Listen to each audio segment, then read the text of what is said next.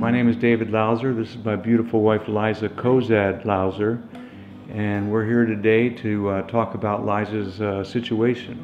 When I first found out about Liza's diagnosis, it was back in April.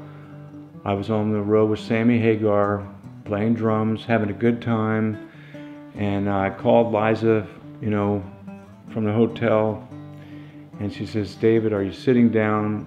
I got news today from the doctor about my double vision."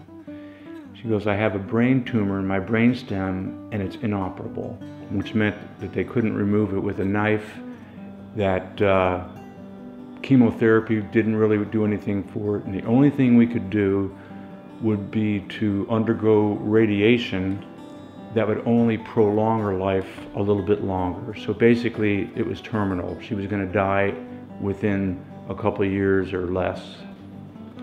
So standard medicine recognizes only the chemotherapy and the radiation, the surgery, and those three are no cure for this at all. So they don't see there's anything else that they can do for us.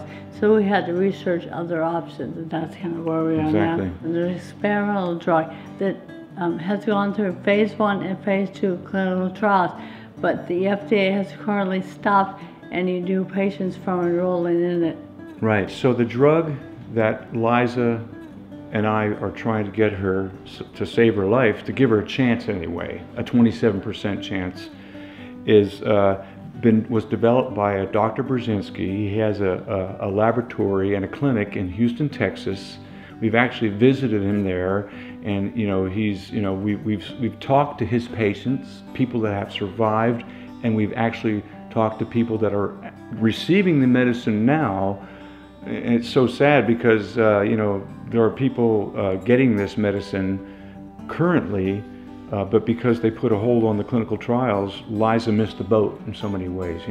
In Liza's case, there's only one documented, clinically proven drug that has cured a percentage of cancer, people with cancer, and it's the anti-neoplastons. And the National Cancer Institute and the FDA both have seen the studies that he's done with this, and they've seen that in my kind of tumor, which standard medicine has 0% cure, there's a 27% success rate with this kind of tumor. There are little girls that got their treatment 20 years ago that are adults that have kids that are little now that have no tumor Complete anymore. remission. Complete remission. So it's documented as a 27-point-something% cure with this brainstem glioma, this tumor in her brainstem. That's pretty good odds to me. The FDA in the U.S. has stopped new patients from enrolling. It allows the patients that before 2010 is when it stopped it. Before 2010, there are patients that are on the drug.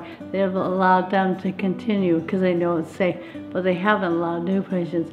The other thing the FDA is doing, though, they have an agreement with the country of Japan. So the FDA says to me, you could move to Japan, to Tokyo. The treatment in Japan is more expensive because of the way their medical laws are. We could spend $30,000 a month in Japan. That's how much it costs there, plus living in Japan. So we'd have to sell our house, move to Japan, and we could get the same treatment there. So our only request of the FDA is don't make us sell our house, sell our belongings, move to Japan for 3 to 12 months to get the same treatment that's here. Many people have asked us, why don't you go to Mexico, or why don't you go here?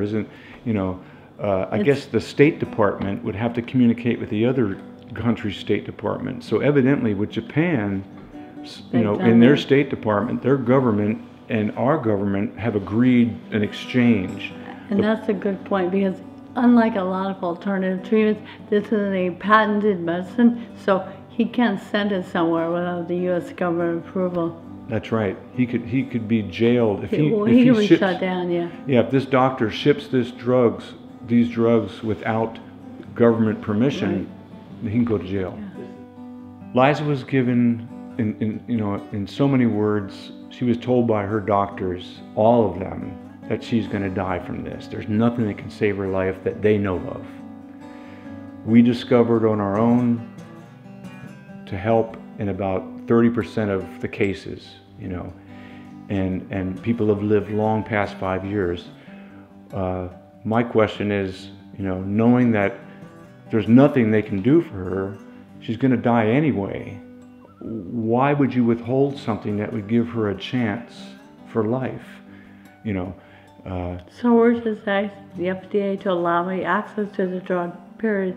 Yeah. Just a chance of life. What is the reason the FDA will not let her have this drug, you know?